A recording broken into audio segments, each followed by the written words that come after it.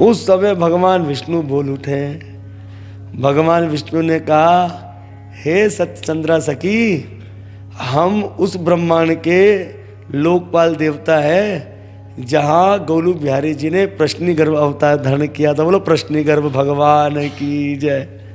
हम उस ब्रह्मांड के देवता आदि हैं। उस समय सत्यचंद्रा सखी ने कहा कि ठहरो, मैं प्रभु से अनुमति लेती हूँ। उस समय जब सत्यचंद्रा सखी प्रभु के पास गई तो गोलू बिहारी जी अपने प्रियतमा श्री राधा रानी को बगल में लिए बैठे थे। उस समय सखी ने जय जय प्रभु आपकी जय हो प्रणाम किया। सखी ने कहा कि प्रभु, जहाँ आपने प्रश्नी गर्भ अवतार धारण किया था जिस ब्रह्मांड में, उस ब्रह्मांड के विष्णु, शिव, ब्रह्म, इंद्र आदि देवता आए हैं आपके दर्शन के लिए। उस समय गोलू बिहारी जी ने मुस्कुराकर कहा, हे देवी, आप इन्हें आने दो, ये सब हमारे ही अंश हैं। उस समय सारे देवता जो हैं श्री गोलू बिहारी जी का दर्शन करने के लिए जा रहे हैं और बगल में श्री राधा रानी विराजमान है। जैसे ही देवता जय जय करने लगे, उस समय एक ब्रह्मांड से भगवान नरसिंह देव जी आ गए। बोलो नरसिंह देव भगवान की जय। श्री नरसिंह देव भगवान गर्ज करते हुए भगवान गोलू बिहारी जी में प्रवेश कर गए। अब इतने में देवता देख ही रहते कि अब प्रभु का दर्शन करें, कुछ कहना चाहे। उस समय एक ब्रह्मांड से भगवान वारा लीला कर कर आ गए। बोलो वारादेव भगवान की जय। वारादेव गर्ज करते हुए भगवान गोलू बिहारी जी में प्रवेश कर गए। बोले अब देवता ने कहा चलो अब इनको नमन करते हैं। करने ही वाले थे महाराज, एक ब्रह्मांड से भगवान वामन लीला कर कर आ रहे हैं। वामन लीला किए भगवान विराजमान हो गए और उस समय नमन करते हुए भगवान वामन भी श्री गोलू बिहारी जी में ही प्रवेश कर गए। अब देवता बोलते चलो अब हम ध्यान करते हैं। इतने में देवों ने क्या देखा कि गरुड़ पर अरुण हुए श्री लक्ष्मी नारायण जी प्रकट हो गए, लीला की आ रहे हैं और वे भी गोलू बिहारी जी में प्रवेश कर गए। अब फिर नमन करने के लिए बड़े तो उस समय क्या देखते हैं कि श्री सीता रामचंद्र जी महाराज गरुड़ जी पर अरुण होकर आ रहे हैं और दोनों जुगल जोड़ी सरकार जो है वो भी गोलू बिहारी जी में प्रवेश कर गए। ये क्यों हुआ? ये लीला कृष्ण ने क्यों करी गोलू बिहारी जी ने? क्योंकि देवताओं के मन में संदेह जाग गया था। देवताओं के मन में एक शक हो रहा था। देवताओं को एक फर्क नजर आ रहा था कि क्या विष्णु जी अलग है, क्या कृष्ण जी अलग है। उस समय गोलू बिहारी जी ने बताया ये सब मेरे ही अंश है, इसलिए जो अवतार कर कर आ रहे थे वो उन्हीं में प्रवेश कर जा रहे थे। बोले मैं ही ये सब अवतार धारण करता हूं। आप देखें ना भागवत में आगे प्रसंग आएगा, आगे आएगा सुनने को। आए दिन भगवान पर जब भी कोई विपदा आती थी तो गौ माता का गोबर लेप कर देती थी मैया। हम भगवान ने तो गोबर में ही खेलना आरम्भ कर दिया। एक दिन तो मैया ने कान से पकड़ लिया, हे कन्हैया पिछले जन्म को सुअर है क्या? भगवान अपनी माँ अपने बड़े भैया को देखकर मुस्कुराए। मैया ने ठीक पहचान लिया, मैं पिछले जन्म का सुअर तो हूँ। बोलो वरादेव भगवान की जय। तो ये बड़ी लीलाएं हैं, ये समझना है हमें कि भगवान में विष्णु पुराण में भी इसका वर्णन दिया गया है। पहले अंश के अंदर 6 अंश होते विष्णु पुराण के अंदर। बोले एक अग्नि से दूसरी अग्नि जला दो, क्या होगा? कोई अंतर होगा शक्ति में? नहीं। जो अग्नि यहां जला रही है उसी अग्नि से दूसरी अग्नि लोगे, उसका काम भी जलाना है। दूसरी अग्नि से तीसरी अग्नि, अब जो अग्नि आपने यहां से वहां ले ली, अब उससे दूसरी अग्नि जलाओ, उसके अंदर कोई अंतर होगा? वो भी वही काम करेगी जलाने का, वही ताकत होगी। इस तरह भगवान के अंश में कोई अंतर नहीं होता है। अवतार का अर्थ क्या होता है कि उतरना,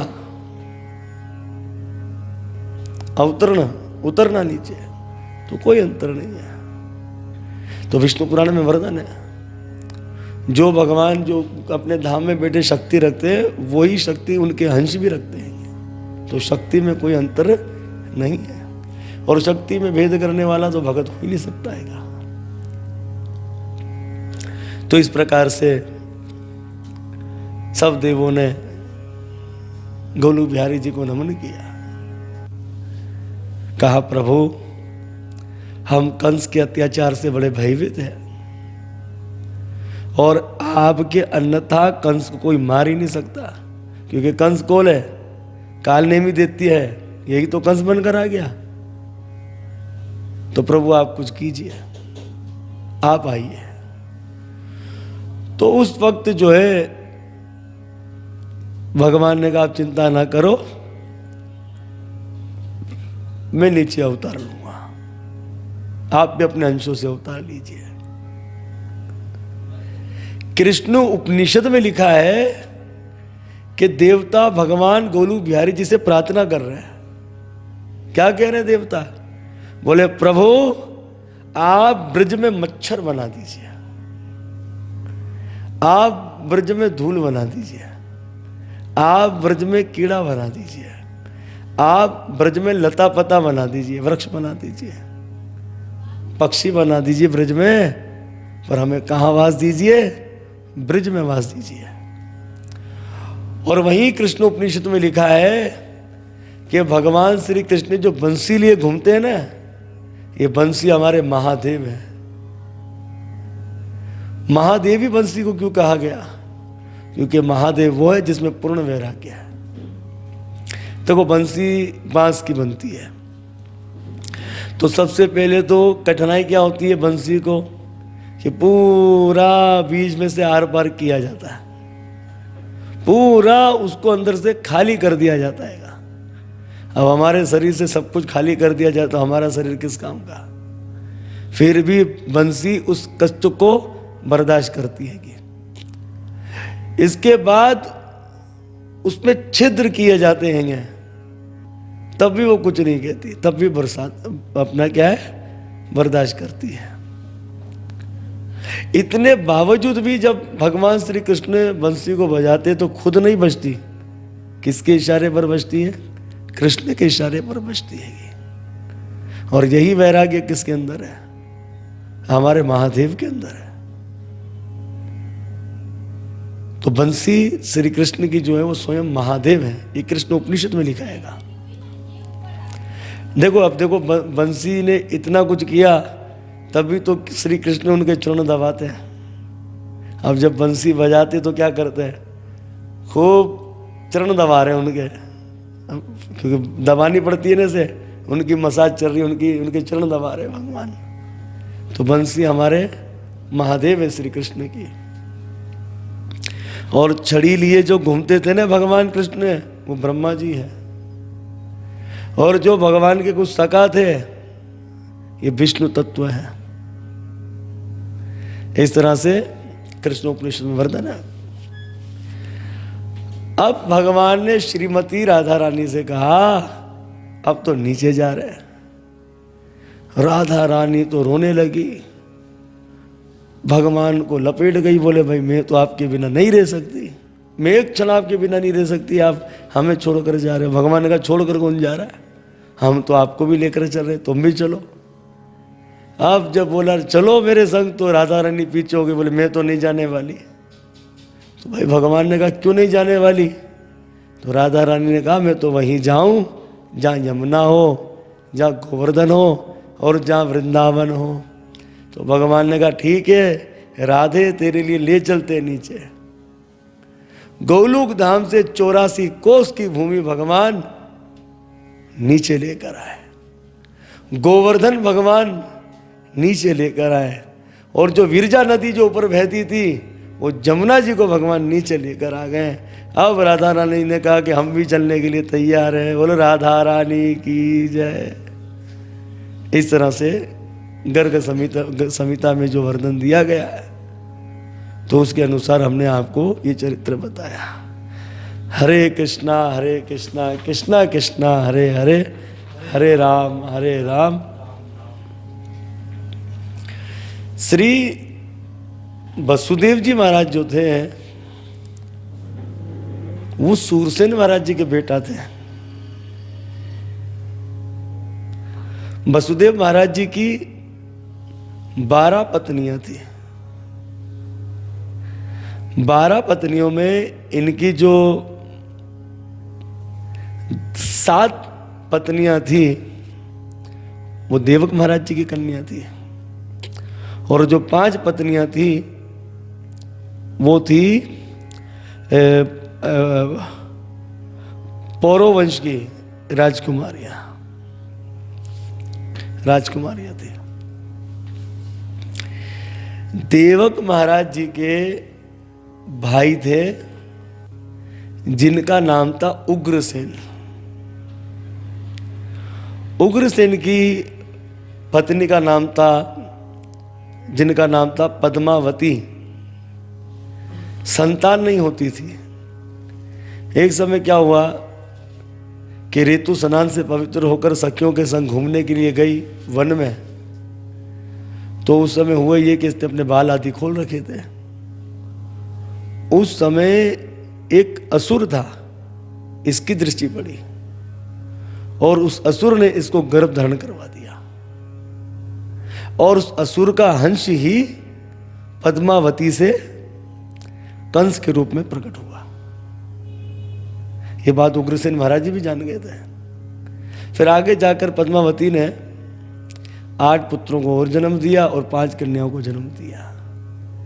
इस तरह से देवक महाराज जी के बड़े भाई थे उग्रसेन महाराज, और देवकी कंस की चचेरी बहन थी। देवक महाराज जी की 7 कन्या थी। सहदेवा, शांति देवा, श्रीदेवा, देवरक्षिता, वृक देवी, उपदेवी और देवकी। तो जब 6 से विवाह हुआ तो 7वीं कन्या थी देवक महाराज जी की, जिसका नाम था देवकी। उसका विवाह भी श्री वसुदेव जी के संग कर दिया। तो बहुत सारा दहेज के अंदर गाय, बैल आदि, दासियां, सोना चांदी, बहुत कुछ दिया। कंस को जनता बहुत बुरा भला कहती थी। कंस ने कहा कि आज जनता के सामने अच्छा बनने का समय आ गया है। तो कंस अपनी चचेरी बहन देवकी से मिलकर रोने लगा, ए मेरी बहन, मैं तो तेरे बिना नहीं रह सकता। अरे तू चली जाएगी तो मेरा क्या होगा? अरे जनता ने कहा, लो हम तो इसको बड़ा मूर्ख समझते, तो ये तो बड़ा दयावान निकला। अब कंस ने देखा जनता कुछ मेरी ओर हो रही है, तो कंस ने कहा, मेरी बहन, मैं तेरे घर तक तुझे छोड़ने के लिए जाऊंगा। कंस जो है रथ हाँकने लगा।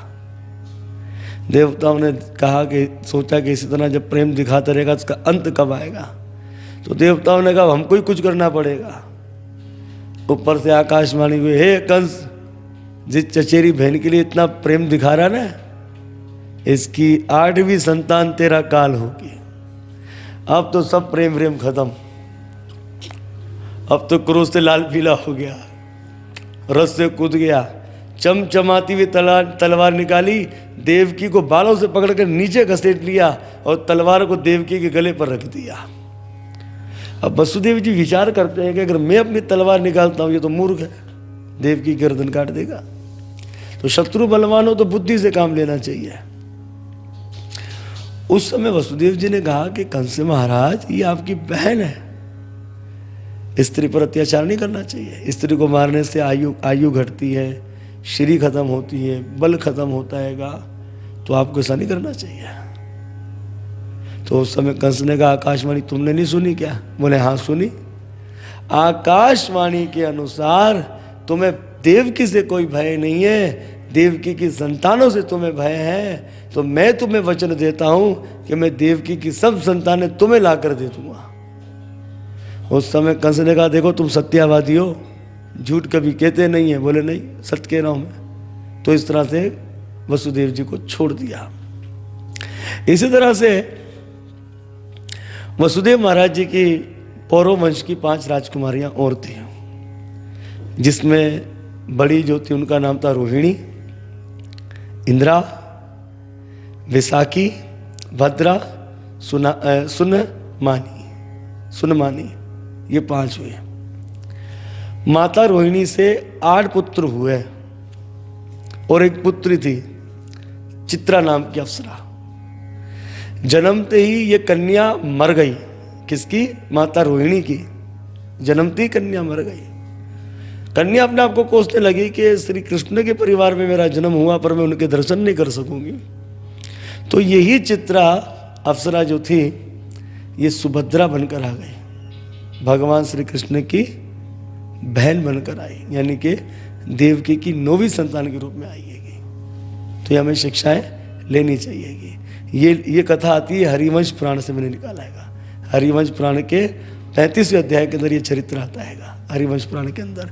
और हरिवंश पुराण के अंदर ही खुलासा किया गया है कि भगवान देवकी नंदन भी थे और यशोदा नंदन भी थे। यहाँ पर वर्णन दिया गया है। तो इसी प्रकार से समय आने पर माता देवकी से एक पुत्र का जन्म हुआ। बच्चा बड़ा प्यारा था, तो उस समय बच्चे का नाम रख दिया कीर्तिमान।